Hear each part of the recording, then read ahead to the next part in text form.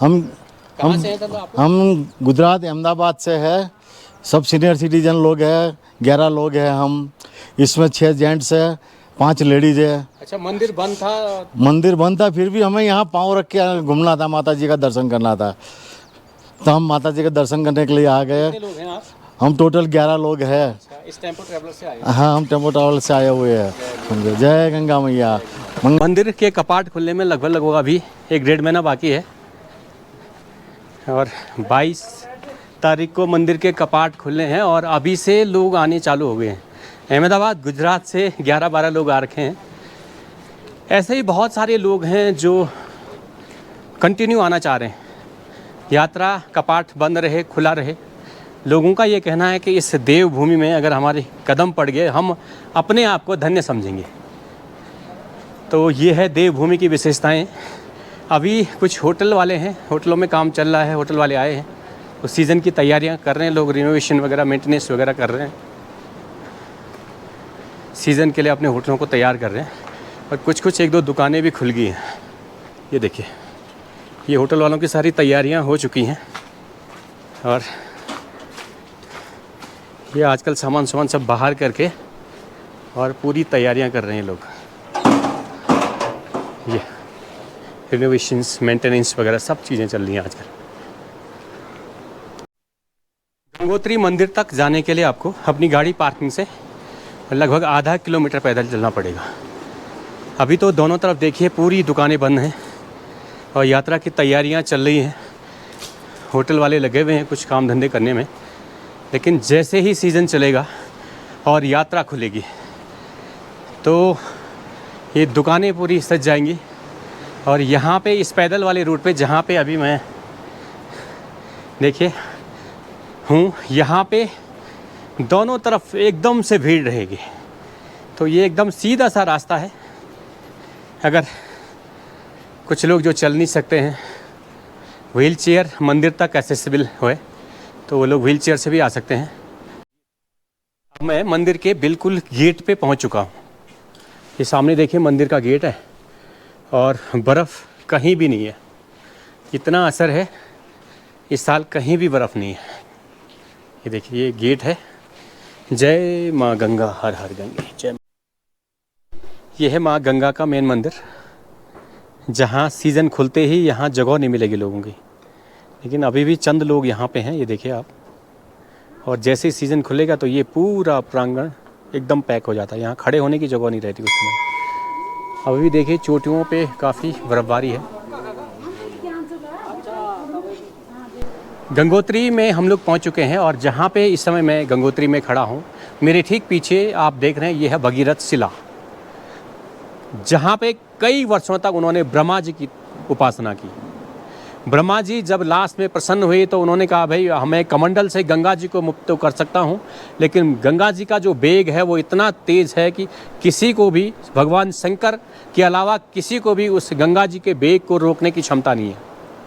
तो आपको अगर शिव जी की तपस्या करें, शिव जी प्रसन्न हो जाएं और शिव जी अगर जटाओं में गंगा जी के वेग को रोक लें तो गंगा जी पृथ्वी पर अवतरित हो सकती हैं।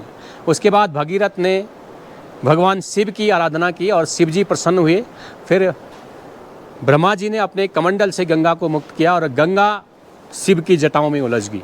शिव जी ने अपनी एक जटा खोली और भगीरथ अपने दिव्य रथ में होते हुए आगे गए और गंगा जी उनके पीछे पीछे स्वर्ग से धरती पे उतर गई। तो गंगा जी स्वर्ग से जिस स्थान पे धरती में उतरी, वही स्थान उत्तराखंड में गंगोत्री नाम से प्रसिद्ध हुआ। गंगोत्री का अगर हम संधि विच्छेद करें तो इसका संधि विच्छेद भी वही होता है, गंगा प्लस उत्तरी। गंगा जहाँ स्वर्ग से उतरी वो स्थान है गंगोत्री। और इस समय देखिए माँ गंगा की जो जलधारा है उसमें जल भी काफ़ी कम है। जब भी मैं आया हूँ इतना कम जल मुझे पहली बार देखने को मिला है, क्योंकि अभी सीज़न भी नहीं खुला है और जो ग्लेशियर है, ग्लेशियरों का पिघलना भी काफ़ी कम है। अभी तो ग्लेशियर भी पिघलना चालू नहीं हुए हैं। जैसे गर्मी जितनी ज़्यादा पड़ती रहेगी तो ग्लेशियर पिघलते रहेंगे और ग्लेशियर जिस तेज़ी के साथ में पिघलेंगे उसी तेज़ी के साथ में माँ गंगा की जो जीवन धारा है, जो जलधारा है, उसमें भी पानी बढ़ता रहेगा गंगोत्री में। और यदि आप नाइट स्टे करना चाहते हैं इस सीज़न में तो यहाँ बहुत सारे गेस्ट हाउस हैं। यहाँ पे एक ये वन विभाग का गेस्ट हाउस है, ये देखिए आप। और वन विभाग के गेस्ट हाउस से यदि हम थोड़ा सा नीचे चलें तो यहाँ पे गढ़वाल मंडल विकास निगम का काफ़ी बड़ा होटल है। और यहाँ पे GMBN के 2 होटल हैं, एक तो बिल्कुल मंदिर के पास में है और एक मंदिर से पहले है। मतलब जहाँ पार्किंग है, पार्किंग से सीधे आपने डाउन जाना है नदी की तरफ को, नदी पार करके एक होटल GMBN का ये है। और बहुत सारे आश्रम भी हैं यहाँ पे, बहुत सारे प्राइवेट होटल हैं, रहने के लिए कोई भी दिक्कत नहीं है गंगोत्री में। और यदि आप गंगोत्री नहीं रुकना चाहते हैं तो आप हरसिल रुकना पसंद करते हैं तो हरसिल तो खैर धरती पे स्वर्ग है ही, आप हरसिल में रुक के सेम डे वापस हरसिल जा सकते हैं दर्शन वगैरह करके। गंगोत्री में ये सबसे फेमस डेस्टिनेशन है और ये है सूर्य कुंड। यहाँ पे ऐसा माना जाता था कि माँ गंगा सूर्य को अर्घ्य देती हैं यहाँ पे। तो एक बहुत बड़ा जो पत्थर है उसके बीच से जो माँ गंगा की शीतल जलधारा बह रही है, वो जलधारा मैं कई सालों से देख रहा हूँ। वो जलधारा बहुत, तो ये पत्थर को काट काट के बिल्कुल अंदर हो गई है। इसका मतलब इस पत्थर में, इस पानी में हीरे की मात्रा काफ़ी ज़्यादा है। ये पत्थर जो था, ये देखिए छोटी छोटी से उसमें ये बने हुए हैं, जैसे किसी ने हथौड़े से बनाए होंगे, लेकिन ऐसा नहीं है। ये पानी ने ही काट के जो है बिल्कुल अंदर ये पत्थर को पूरा काट दिया है। कई साल पहले जब मैं यहाँ पे आया था तो ये पत्थर के बिल्कुल बाहर गंगा जी थी और एकदम ऐसा लगता था कि बहुत बड़ा फाउंटेन है ये। लेकिन अब देखो ये पूरे पत्थर के अंदर गंगा जी इसी में समाहित हो गई है। गंगोत्री में यदि आप सीज़न में आए हैं और कुछ एक्स्ट्रा चीज़ें देखना चाहते हैं तो एक तो गौरी कुंड है, एक सूर्य कुंड है और एक पांडव गुफा भी है यहाँ पे। तो यहाँ गौरी कुंड जाने का रास्ता है, इससे थोड़ा सा नीचे जाना है और नीचे जाके इस साइड में नीचे गौरी कुंड है। ये थोड़ा रास्ता रिस्की है क्योंकि बर्फ़ है अभी, इसलिए मैं जा नहीं रहा हूँ वहाँ पे। लेकिन अगर आप जाना चाहते हैं इस सीज़न में तो आप जा सकते हैं। रास्ता वैसे हमेशा रिस्की रहता है। गंगोत्री यदि आप पीक सीज़न पे आए हैं और अगर आप बड़े ट्रैक करना चाहते हैं, ये तो छोटे छोटे डिस्टेंस थी जो मैंने आपको बताई हैं, जो गंगोत्री के आसपास देखने की जगह हैं। यदि आप बड़े ट्रैक यहाँ से करना चाहते हैं तो यहाँ से भोजवासा 14 किलोमीटर के डिस्टेंस पे, जहाँ पे आप गढ़वाल मंडल विकास निगम में रुक सकते हैं।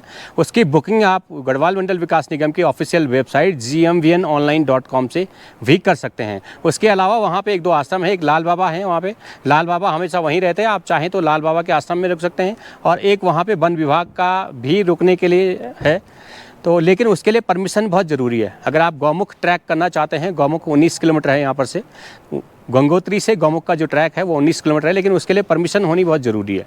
तो परमिशन आप उत्तरकाशी से ले सकते हैं उसकी परमिशन।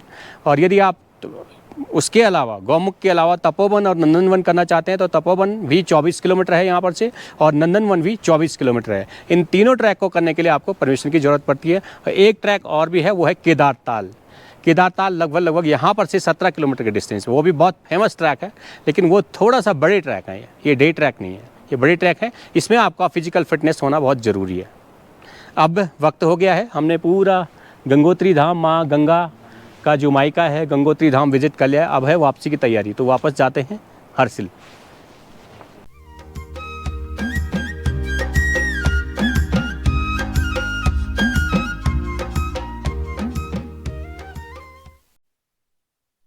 गंगोत्री से ठीक 5 या 6 किलोमीटर पहले एक स्थान पड़ता है भैरव घाटी।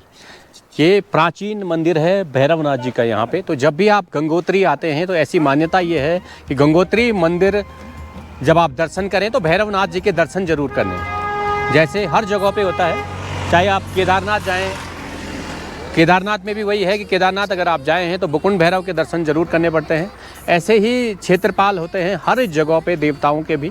तो यहाँ पे जो क्षेत्र के रक्षक हैं वो प्राचीन जो भैरव घाटी भैरवनाथ है। तो ये भैरवनाथ का मंदिर है। आते जाते जब भी आप गंगोत्री दर्शन करें तो इस मंदिर में ज़रूर रुकें।